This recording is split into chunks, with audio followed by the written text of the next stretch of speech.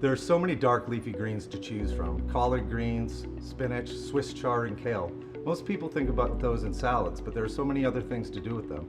Dark green leafy vegetables are an excellent source of fiber, folate, and carotenoids. These vegetables are also high in vitamin C and K, and the minerals iron and calcium. Plus, dark green leafy vegetables act as antioxidants in the body. You really can't go wrong adding greens to your diet. Today we're talking specifically about kale. So Walter, what are we going to make with kale today? Well, Kelly, we're going to make a bow tie pasta with sauteed kale. Nice. It's going to have some Vidalia onions, cannellini beans, heirloom cherry tomatoes, and a little bit of pecorino reggiano. So we have a couple different superfoods going on here with our beans and tomatoes. So Pretty fun. It's a great dish. So we're going to start by adding a little bit of olive oil. So the oil that we're adding to the pan is actually going to help to absorb those fat-soluble vitamins A, D, E, and K that we're going to find in these superfoods over here. So first we're going to add some Vidalia onions. And we're going to let them saute for a few minutes. If you wouldn't mind helping stir them a little bit. Absolutely. Just so they begin to become a little soft and slightly translucent. And while that's happening and while you're helping, we're going to talk about kale a little bit. One of the first things is you want to look for dark leafy greens that are healthy looking, fresh and vibrantly green, not wilted, okay? And the second thing is you want to, when you have the full leaves, you want to remove the ribs. Okay, and that can be the bitter part, That can be bitter and it's chewy. Really? Not enjoyable. Okay. Now, after that's done, what I like to do, if I'm putting it into a salad and or a sauté dish like this one, is I'll chop it and then I'll double blanch it. Okay, so tell us what blanching is. So blanching is when you submerge something in boiling water. Okay. Briefly. And use like actually a mash or something to I use a strainer. Colander, okay. I'll dunk it in the boiling water and with my other hand I turn it around with a pair of tongs.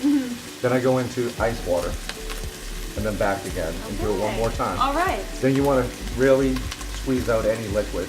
And then you can store that in some paper towels.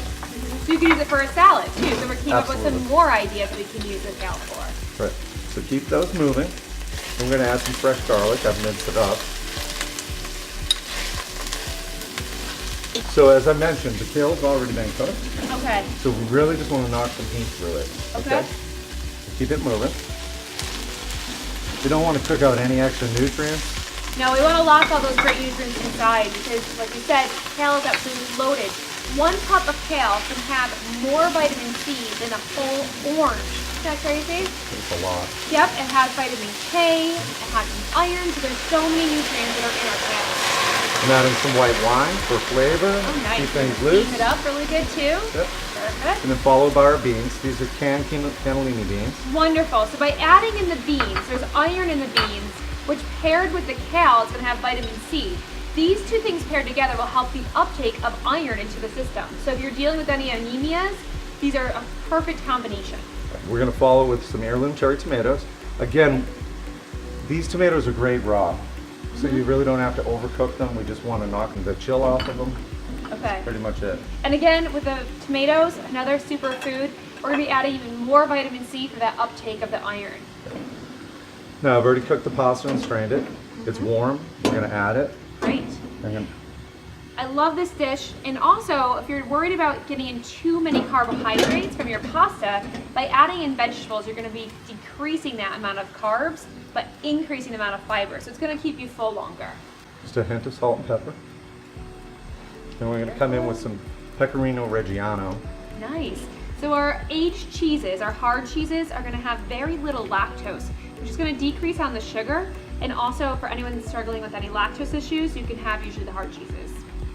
Adds in a lot of flavor, again a little bit of calcium. There's also calcium in our kale too. There's tons of different ways you can use kale in many dishes. This is just one of them. So look how pretty this looks. But you could add it in cold to a salad or a quinoa salad. You could also do it in many hot dishes too, like even put it in your red sauce. Look at that, that looks fantastic. If you wouldn't mind holding it, I'm going to garnish it a little bit. No problem at all. We're going to add a little bit of almond. Adding in some more protein and nutrients. Just a little bit more cheese for garnish. Okay. Presentation is beautiful. Kale is delicious. Don't be afraid to use it. It does not taste bitter when cooked properly.